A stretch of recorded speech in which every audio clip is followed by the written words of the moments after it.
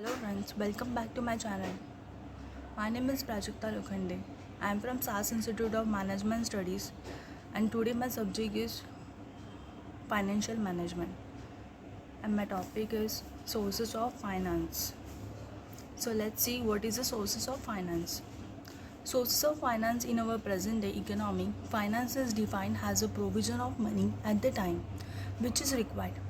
Every enterprise, whether big, small or medium, needs finance to carry out on its operation and to achieve its target. In fact, finance is so indisciplined today that is rightly said that is the lifeblood of an enterprise. Next we will see why do we need finance.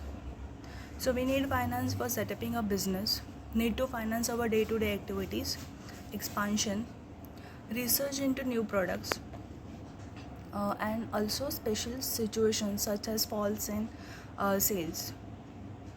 Next, we will see the two areas of finance which is available in business, may be classified as external source and internal source. So first we will see external source. So external source means it's outside of the firm. They are used extremely for the collecting initial capital. So important external sources are, first one is issue of shares, issue of debenture, public deposit, loan from institution and bank credit. Next external sources, now we will define the internal source.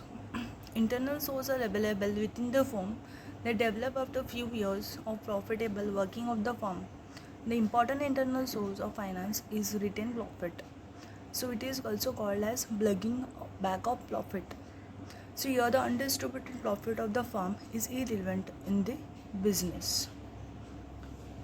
So now we will see the external source and internal source may be further classified as the two form like a long-term source and short-term source.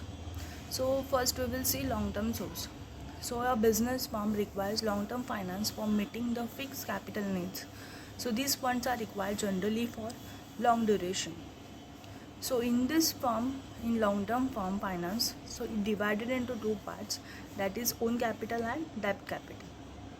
So in short-term term source, it means the funds are required for meeting purpose working capital requirement. So these funds are required for the short period of time. The short-term funds can be arranged by taking the short-term loans according to the expecting deposits, etc. So now we will further move to the shares. Shares means the capital of company is divided into the two shares. So each share from a unit of ownership of a company and is offered to the salesman has to raise the capital for the company. So shares divided into two parts like equity shares and preference share. So first we will see the equity share. So equity shares are also known as ordinary shares for legal reason. A company cannot exist without equity share. So above definition reveals the two important features of the equity share. The first is equity shares do not enjoy preference, so always getting the dividend. And second one is the equity shares do not have priority for the payment of the capital at the time of winding up the company.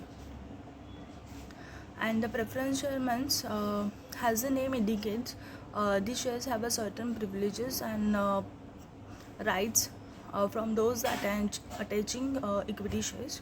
So these shares which are carrying following rights are termed as a preference shares.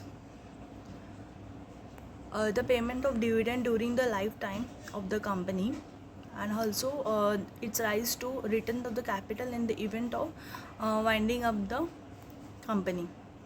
So holder of the shares have the prior right to resolve the fixed rate of a dividend. So before any dividend is paid to equity share, the rate of the dividend is prescribed in the issue. So it's known as preference share. Next we will see the written profit. So written profits are earning of the company which are written in the business. It also sum total of those profits which are accumulated over years and reinvested in the business rather than distributed as a dividend. So this process of accumulating corporate profits and the utilization in the business, it's called the retaining earning. Next one is debentures. So debentures represent borrowed capital first of all, and the debenture holders are creditors of the company. And the debenture holder get a fixed rate of interest, has return on his investment. Board of directors has the power to issue the debentures. Next we will see the bonds. So bond is a debt security. The company borrows money and the issue bonds has a evidence of the debt. Bond holders is creditors to company, and the amount of interest is paid on the bond. So its fixed charge has must be paid even profit is not available. So all bonds have a maturity date and is also paid in the cash at a certain date in future.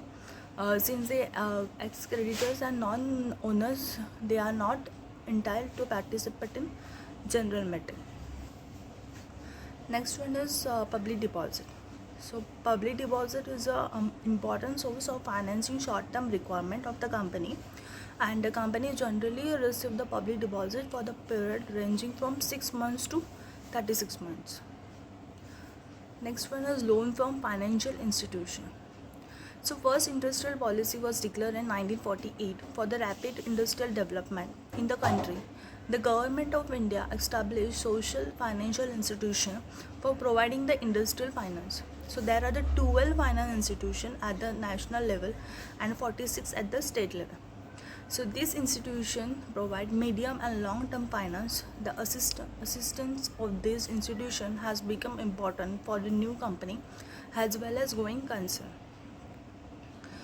So we will see the following chart, which give a brief idea about the network of all the India financial institutions. So they are classified into 4 categories as below. So financial institutions are like development banks is in IDBI, IFCI, ICICI, IRBI, SIDBI.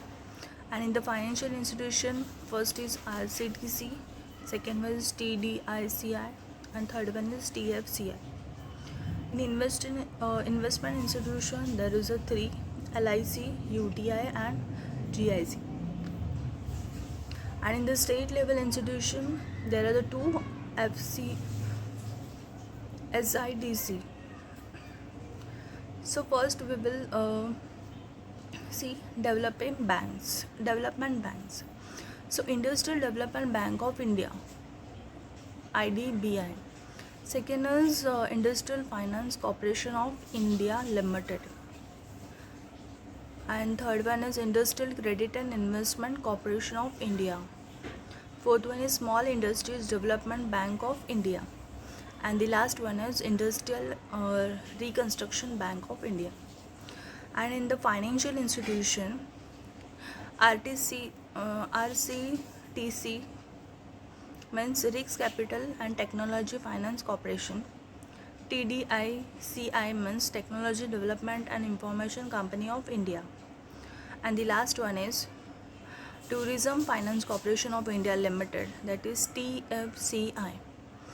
And the third investment institution in that 3 are LIC means Life Insurance Corporation of India, Unit Trust of India, General Insurance Corporation of India.